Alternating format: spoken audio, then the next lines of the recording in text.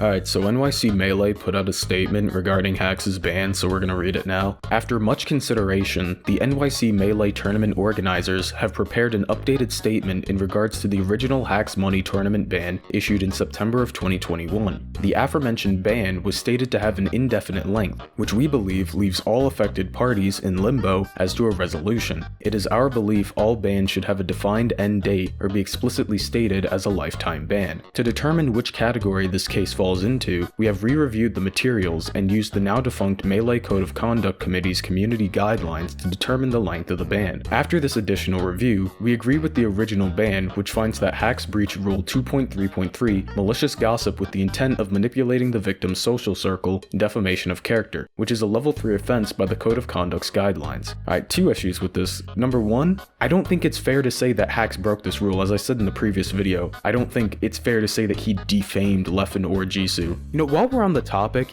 if Leffen went as far as to potentially commit perjury against Zero, and also Jisoo is forced to retract all of her statements, doesn't that exonerate Hax to a degree? Like, I kinda see where they're coming from with the harassment part of the ban. His videos were pretty insane, but to say he defamed them is a bit of a reach in my opinion. I don't know, maybe that's just me. So yeah, there's that. And then problem 2, did you actually read the Code of Conduct? Like, if you read it, they say that groping and doxing are somehow on the same level as malicious gossip.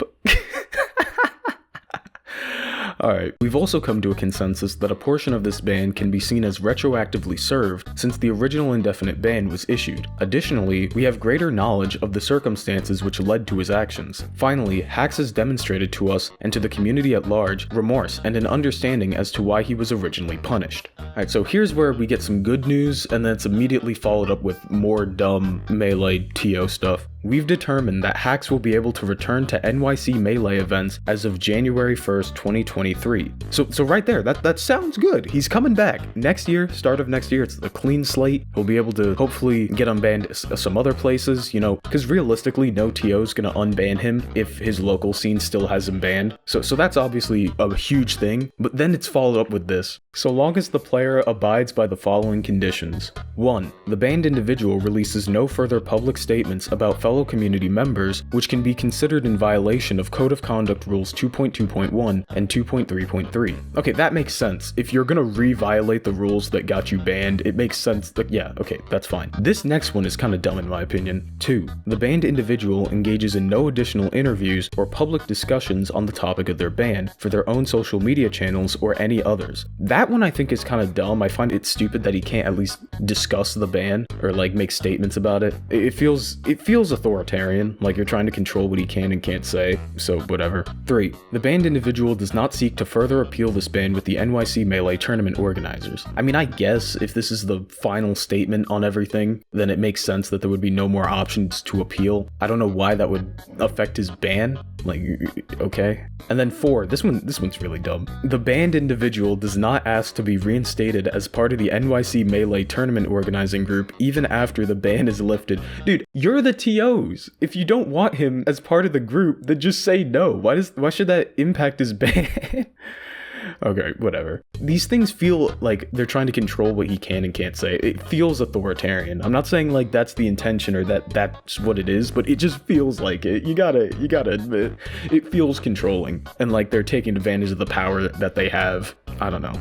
This decision was not made lightly and was the result of countless hours of discussion by the team over the course of multiple months, many of the details of which we are not at liberty to discuss. No, this was all because of me, alright? I got Hax unbanned. My anti-Haxer, this was all me, all day, dude. I saved Hax. We saved Melee, alright? They saw my videos, they were like, oh no, we gotta do something quick. And a whole year later, and they're like, okay, here's our statement. Please note that this end date only applies for events organized by NYC Melee. Specifically, this refers to the weekly nightclub series of events, as well as any future larger NYC Melee events, such as future nightclub VIP, function, or other events of that nature run by our team. Other organizers or scenes can see fit to make their own judgment call on Hax's participation in their events. This will be our final statement on the matter. Hax is coming back. I think this is a huge dub for us, even if it's a small dub, you know. This was the beginning. He had to get unbanned at the local level, because realistically, what TO is gonna unban Hax if if NYC is not going to unban him. So I think this is a huge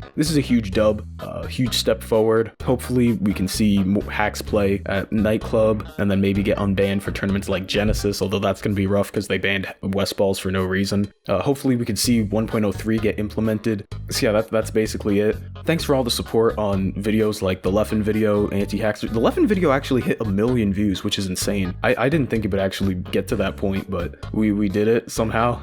Thanks for all the support on anti-haxers. That's really what started it all. Anyone who's a longtime subscriber back during when I made the Melee guides, if you're still around, like, thank you so much for being a real one, you know, a true friend. You've been there from the beginning. You've been there since a beginner's guide to Melee. Honestly, thank you guys so much. Thanks to all my channel members. This was a great journey. Hopefully we could see some more change, some more positive things come out of Smash, because I know this community sucks. A ton of issues, but hopefully we could see some more positive things coming out of this. One last thing before I go. Pipsqueak is Leffen's bit.